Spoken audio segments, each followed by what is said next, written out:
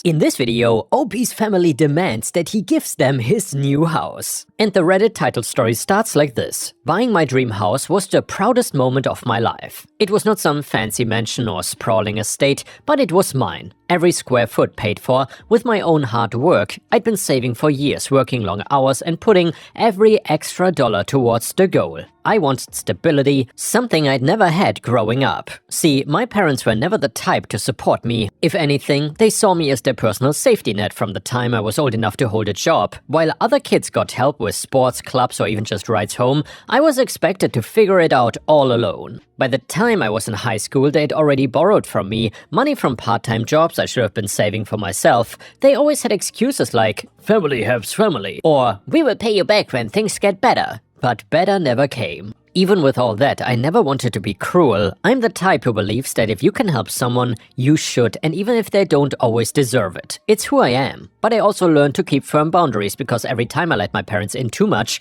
they took advantage. So when I finally got the keys to my house, I thought maybe, just maybe, they would be happy for me. I wanted to share the moment with them, not realizing that inviting them in would blow everything up. The day of the housewarming party felt like a fresh start. I'd invited a handful of close friends, some coworkers, and yes, my parents. Against my better judgment, I wanted them there. A part of me still hoped for that picture-perfect moment where they would say, "We are proud of you." At first, things went smoothly. My friends showed up with little gifts, a plant here, a bottle of wine there. Everyone was smiling, laughing, and complimenting the place, and it felt good to show off what I had built. But then my parents arrived and the entire mood shifted. My mom walked in, immediately running her hand along the walls as though she was inspecting her new property. "Wow," she said. "This place is perfect, just the right size for us." I laughed it off thinking she was joking, but then my dad chimed in and said, "Yeah, about time we lived somewhere nice. Much better than that dump we are stuck in. Thanks, son, for buying us a house." The people around us chuckled awkwardly, but I froze. They were not joking. Throughout the evening, they made more comments like that, talking about their new bedroom, deciding which wall they might knock down to open the kitchen, and then even asking one of my friends if she thought the place had good resale value. Everyone else was uncomfortable, but I plastered on a smile and tried to ignore it. Deep down, though, my gut told me that this was going somewhere bad. They were not just visiting, they were staking a claim. By the time dessert was served, the tension had shifted from subtle unease to outright confrontation. My parents cornered me near the kitchen, away from the guests, their smiles gone and replaced by that familiar sense of entitlement I'd learned to recognize over the years. "You know," my dad started, leaning casually against the counter, "we've been thinking, this house is amazing, you did so well. You know, family helps family, right?" I blinked. I wanted to laugh, maybe even make a joke to defuse it, but there was no mistaking the seriousness in his tone. My mom jumped in, echoing him. "Absolutely. We raised you, we gave you life, and surely giving us the house is the least you can do." My heart sank. I had imagined so many ways a housewarming could go. Good food, laughter, maybe even a small toast to my independence, but never this. They were not interested in celebration. They were here to stake a claim on my life, my home, and my hard work. "Let me be very clear," I said, keeping my voice steady even though my hands were shaking. "This house is mine. I worked for it. I bought it with my own money, and there's no way in hell I'm giving it to you." Their faces darkened instantly, a storm brewing behind eyes that had never seen boundaries before. My mom's hand shot to her hip. "You cannot say no to family. This is our house as much as it is yours." I took a deep breath. "No, this ends here. I won't give you the house and I won't negotiate. You are my parents, yes, but that doesn't mean that you own me or what I've earned." They stared at me, momentarily stunned. And by the way, guys, let me know in the comments, if your family confronted you like this, what would you have done in that moment? To be honest, I might have called the police or something, but thankfully I don't have parents like this, so it's really hard to imagine how someone would react to a situation like this. Either way, let me know what you think in the comments, and while you're at it, please don't forget to like the video, because that helps me tremendously in regards to fighting back against the damn YouTube algorithm, which is worse than any entitled parents you could ever imagine. Anyway, the fire in their eyes told me it was not over. It was far from it. The moment I firmly said no, the atmosphere changed. Their smiles disappeared, replaced with sharp, almost desperate expressions. My parents started moving around the house, touching things in ways that made it clear they felt entitled to them. My mom began tearing down the curtains, pulling at the fabric until it ripped. My dad slammed doors and tossed fragile items onto the floor. I couldn't believe this was happening in my own home. Everything I'd worked for, the hours of overtime, the budgeting, the sacrifices was being treated like it didn't even matter. The housewarming I had planned as a joyful celebration was turning into a nightmare. Guests froze, unsure whether to intervene or to step back. Some quietly recorded the chaos, and others helped corral my younger cousin who was terrified by the commotion. I realized that arguing would only escalate things further. Their anger was not about reason, it was about control, entitlement, and their own insecurities projected onto me. This was my house, my space, my life, even as they continued to vandalize, knocking over a bookshelf, scratching the hardwood floors, and shoving decorative items across the room. I stayed calm. I noted everything, the damage, the chaos, the sheer intensity of the outrage. This would all be important later. In that moment, I finally understood that nothing I could say or do would satisfy them. The only thing I could control was my response. I had to protect my home, my boundaries, and myself, and that meant calling the authorities before the situation spiraled any further, so I did not waste a second. My hand shook slightly as I dialed 911, but my voice was steady as I explained what was happening. The dispatcher assured me help was on the way, and I turned my attention back to my parents. They were still raging, tearing down pictures and tossing knickknacks, but I didn't engage. Every second I spent arguing would have only made things worse. By the time the police arrived, my parents were pacing, yelling, and glaring at me like I'd betrayed them. I stepped aside and let the officers handle it. They surveyed the damage, spoke with me calmly, and then addressed my parents directly. The officers explained that they were officially trespassed from the property and that returning would result in immediate arrest. My parents tried to argue, tried to guilt me, but the law was clear. There was no room for their entitlement, no loophole for their manipulation. I showed the officers the damage, the ripped curtains, the scratched floors, toppled furniture and broken items, and every act of destruction was recorded in their report. I felt a strange sense of relief knowing that this documentation would actually protect me if they tried anything later. It was not about revenge, it was about setting boundaries and asserting that my home, my life, and my property were mine alone. After the police left, I locked the doors and walked through the house, assessing the damage. The physical destruction was upsetting but not devastating. Friends who had attended the party helped me clean up, move broken items, and even offered to help replace some of the damaged decorations. Their support reminded me that family is not always the people who you share your blood with, it's the people who show up when you need them. For the first time that night, I felt a quiet sense of triumph. I had not let their entitlement win, I hadn't let them take what I earned. I was finally in control and finally free to enjoy my home without fear or manipulation. The next morning, the house was quiet in a way that felt almost sacred. The chaos of the previous night had passed, leaving behind only minor traces of their anger and a newfound sense of control for me. I walked through the rooms, picking up broken pieces and straightening what I could. Each item I set back in place was like reclaiming a piece of my life and a reminder that this space belonged to me and me alone. I called a few friends who had helped the night before to thank them and let them know that I was okay. Their support didn't just fix the mess, it reminded me that I had built a network of people who genuinely cared about me. Unlike my parents, they were not there for what they could get, they were there because they valued me as a person. That realization settled over me like a weight being lifted. For weeks after, I didn't hear from my parents and I didn't respond to messages or calls. I had no desire to explain myself, no need to justify why I refused to hand over the house I'd worked for. They had made their choices, and I made mine. Going no contact was harder emotionally than I expected at first, but it quickly became the healthiest choice I could have made. I felt free for the first time in years, and I also made a few practical changes. I installed extra security, filed insurance claims for the damage, and documented everything thoroughly. Steps I knew would protect me in the unlikely event they tried to come back, but emotionally the biggest change was internal. I finally recognized that being kind and generous didn't mean letting people take advantage of me. I could help, but on my terms, not theirs. Sitting on my porch that evening, looking out at the house I'd earned, I realized something important. The physical damage was temporary, but the peace I'd created for myself was permanent. I'd learned to stand up for myself, to trust my judgment, and to protect my life from toxic influence. For the first time, I truly felt like I'd come out on top, not just owning my dream home, but owning my own story. In the end, the house was not just a place to live, it was proof of what I had built with my own effort, and my parents' demands and outbursts had no power over me anymore. Edit, for those people in the comments who were asking, I forgot to mention that yes, I did press charges and my parents ended up having to pay me for the furniture and other things they destroyed, but obviously they did not go to prison or something, even though I would have liked that. And the next one is a super crazy entitled parent story from r/bestof, and it is titled, I told my wife I'm not going on family holiday with her family. So usually I always put my wife and her family first. I moved to my wife's hometown because she wanted to be closer to hers. Now, her family and mine are total opposites. I'm an only child and she's the eldest of 3. My extended family is 4 people, including me, and hers is 30 plus. My family are introverted and don't drink. Hers are super extroverts and booze whenever they can. My parents are disabled and hers are healthy. Honestly, my family are boring and hers are fun, and I've gotten used to it, and it's horrible to say, but because of being around them so much, I prefer hanging out with her family than my own. I always do what she wants, I'm a pushover, but happy wife is happy life, right? Even if it's something I don't want to do, I do it to make her happy. First dance at our wedding, terrified and I didn't want to do one.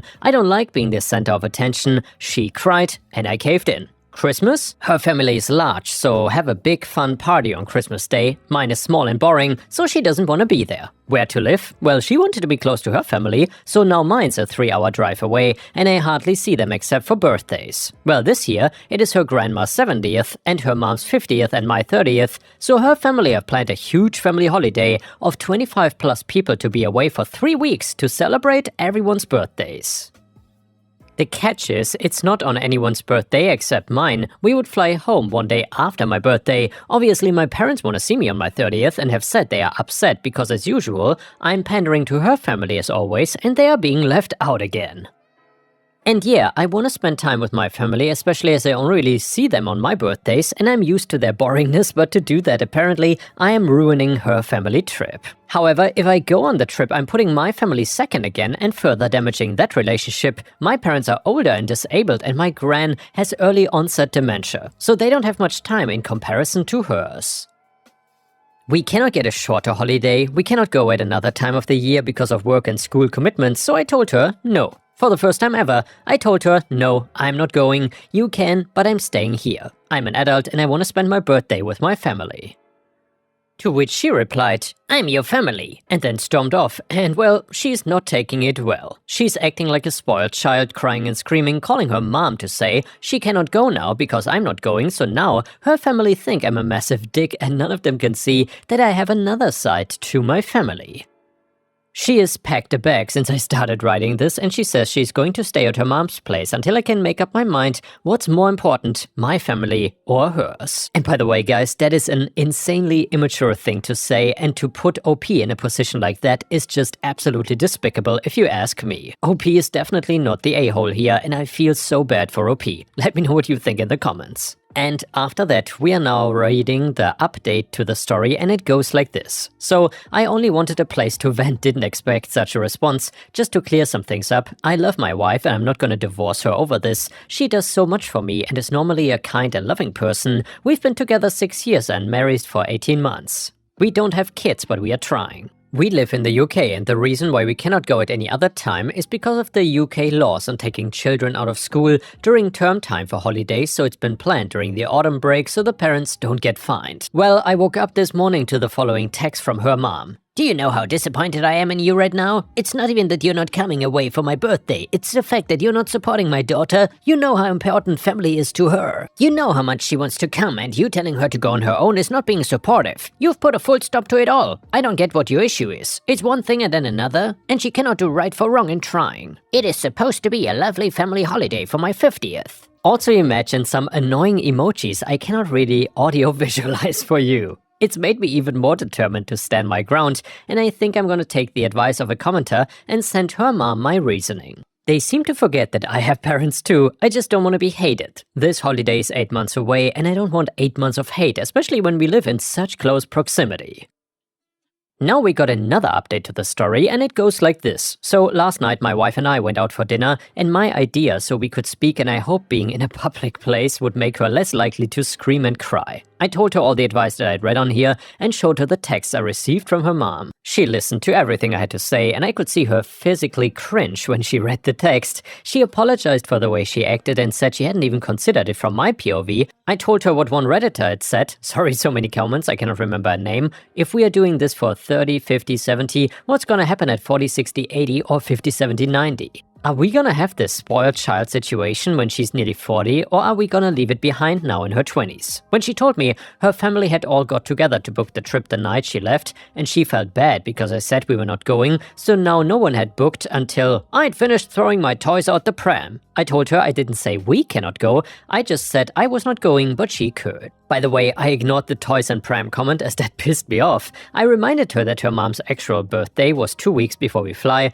and her nan's birthday is in 2 weeks from now. She will get to spend time with them, have a party, etc. on the actual day, and that's something I want for myself too. I don't want to be away from my family in a different country with 25 plus people I don't know that well on my 30th. I want to do something with my family over my birthday before it is too late. My mom's health is rapidly deteriorating, and she cannot do much as it is, and who knows how long my gran has before this dementia really sets in. My mom always talked about doing a Baltic cruise and see the Northern Lights for my gran's 80th, but that is still 2 years away, and I honestly don't think in 2 years either of them will be in any fit state, so I suggested we do it for my 30th instead. My wife seemed keen and pulled up some dates. There's one that leaves 3 days before my birthday and comes back 3 days after, which is perfect timing. We called my mom to ask, and she sounded delighted. She herself had not even considered how my gran would be at 80 and thought it would be a lovely trip to make memories on. We then went to her mom's house. No apology or anything from her, but you cannot win everything. To tell her together that we were not going for the 3 weeks, but we had found, my wife had found, a 1-week booking that coincided with their 3-week trip in a hotel that was just down the beach, the same chain/resort, but just a different building. Enough distance to have our own break, but still include the family for evening meals and so on. No one had even suggested looking at shortened dates, and I hadn't even considered it until I read so many comments saying, just come back sooner. All in all, I'm gonna take this as a win. I don't think my bank balance will though. Anyway though, she has seen me put my foot down and mean it. I'm not gonna let her have her way all the time at my own detriment anymore. I have not caved in for an easier life, and together we found a peaceful solution. My family have not been excluded and are so excited. My mom's like a kid at Christmas, and hers are, well, happy they can book now, and at least the a-hole SIL is only there for a week. Hopefully, as it's not for 8 months, they might forget. Screw the happy wife, happy life mentality. I've never heard happy spouse, happy house before, but I think I'll be using that mantra from now on. And by the way, guys, I really like that mantra. Let me know if you would agree with that one or not. Anyway, like you all said, it's a two-way street, give and take, compromise. Thanks to everyone for your advice and support. And now let's move on to the next story. It starts like this. I will start this off by saying that I'm most certainly grateful that I'm in a position where I've been able to fully pay off my mortgage, especially in the current housing market. I am 35 and live with my wife in a fairly nice area where, as I've mentioned, we have been able to pay off our mortgage in full. Due to us both receiving decent promotions a few years ago, we even managed to pay it off a few years in advance of the planned end date, something we are very proud about. It took us 15 years to pay off the mortgage, and in the first years we did have some help from family, but now we can relax. However, during these 15 years, unbeknownst to us, our property fell under an HOA area nearby. By nearby, I mean there are around 5 streets in this HOA, all of which are one bend around the corner from our house. So if you looked on a map, there are 5 streets neatly lined up, and it's very obvious that they are all in an HOA. You would not think one random house around the corner is also part of it, would you? Well, for the entirety of these 15 years, we did not hear anything from them. No letters that we hadn't paid our HOA fees, neither anyone coming wrong angry that our house didn't fit with their aesthetic or guidelines, probably because nobody on those 5 streets had a clue either. One afternoon though, I received a call on the landline, strange as nobody really uses that anymore, and the man answered and asked, "Hello? Is this OP residence?" "Yes, it is. How can I help you?" I asked, assuming this was a cold call. And by the way, ripe stars, I hate those. Also, how many of you still have a landline? I'm curious. Let me know in the comments. Here in Thailand, it's apparently not a thing anymore. I don't know a single person here that has that. Although in Europe, I think it's still pretty common.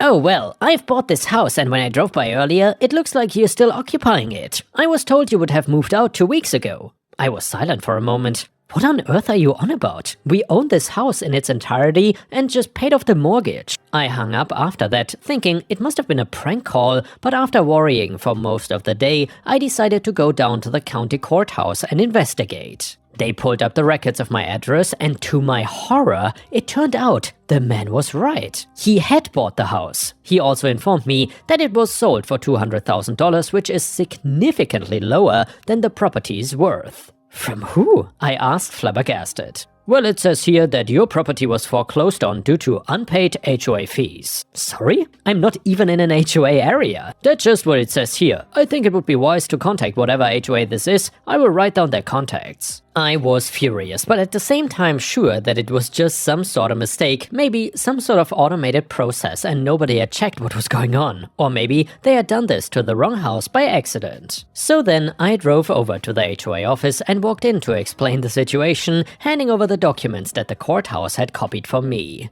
Oh yes, this house was foreclosed the other week, the woman behind the desk answered, pushing the papers back towards me with her long nails before turning back to her work. Why? I demanded. She sighed and turned back. Because you haven't been paying your HOA fees for the past 15 years. I'm not part of the HOA. The woman laughed slightly. I think you will find out you are. Were the hundreds of letters informing you of your fees not enough proof? I haven't gotten any letters. Yeah, sure you haven't, and you weren't able to hear any of the voicemails either? She asked with a roll of her eyes. There have been no calls or no mail. I really think this is all just some big mistake. Nope, no mistake. You should have moved out weeks ago. We will get the police involved if you're not out by tomorrow. This is not ending here, I replied and walked out. I went to bed that night absolutely furious. I told my wife everything and she had a similar stance on the situation. We decided that the next day we would seek out a lawyer and get their opinion on the matter. So the following day we both called off work and headed to a law firm and ended up sitting across from someone who specializes in HOA disputes. The lawyer did some digging online and found that this HOA had some significant flaws. Everything just seems done wrong. There's hundreds of complaints on here about data breaches and all sorts of stuff. The lawyer drawled as he kept digging, and when I look up the online deeds and foreclosures for your house, there doesn't seem to be nearly any proof that significant notifications were given.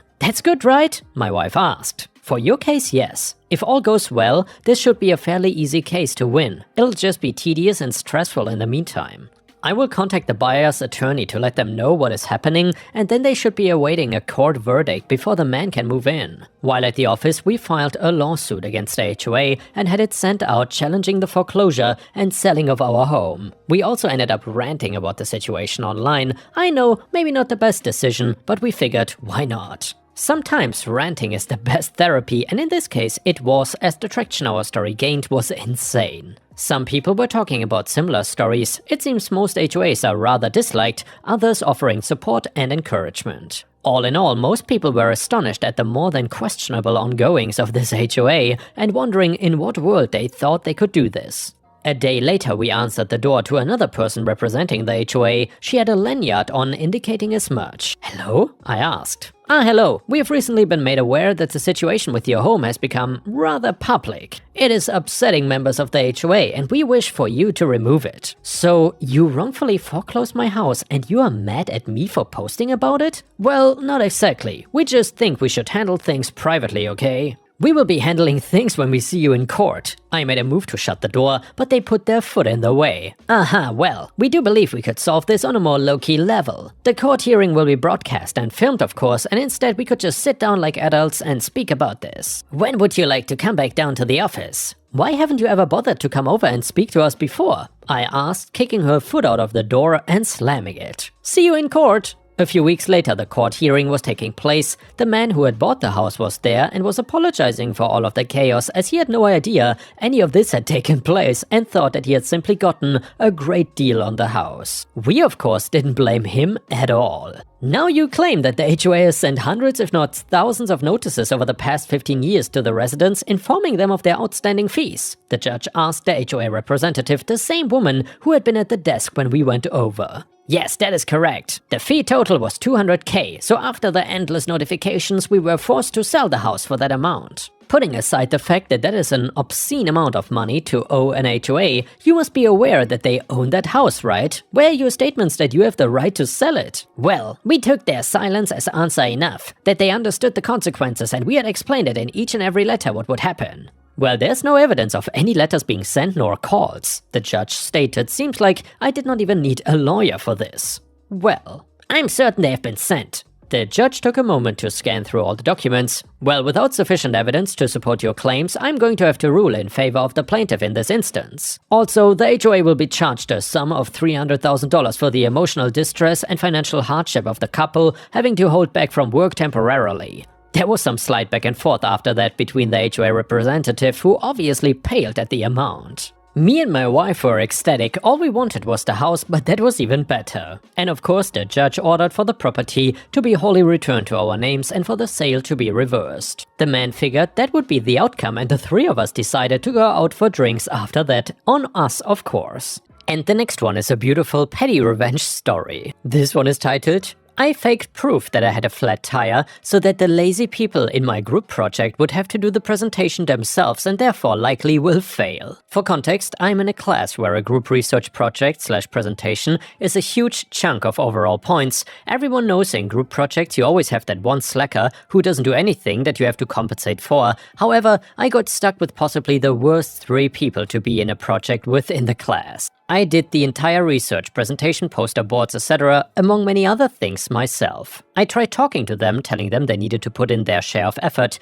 but I got ignored. I would send them tasks to do, ignore too, and I would try to schedule meetings and they would say they were coming and then leave me alone at the library. This happened from the get-go. It was abundantly clear that they expected everyone else to do the work, but everyone else turned out to be just me. The rule, we couldn't have things 100% memorized word for word and we could not read off of anything. We had to actually know the subject. I was fully prepared to do most of the talking and even wrote down a small script for them and told them to know what to say during their part at the very least. The night before I told them we had to meet to at least go over the whole thing one time, but once again none of them showed up. At this point I am livid and decide they can just do it themselves, which means they would get up there, not know a damn thing to say other than the small info I gave, and could not even BS anything because they did no research. The thing is, if we miss without an excuse, we fail the project. If you have an excuse, you have to have documentation. I commute and live an hour away, so I decided I will conveniently have a flat tire right before class. I went out and actually bought a tire so I could have the receipt to prove it, emailed the professor who said I can present by myself during his office hours, and it turns out they completely bombed. And not only probably failed the project, but since they are bad students, might even make them fail the entire class. And yeah guys, thank you for watching, please don't forget to subscribe and I will see you again tomorrow.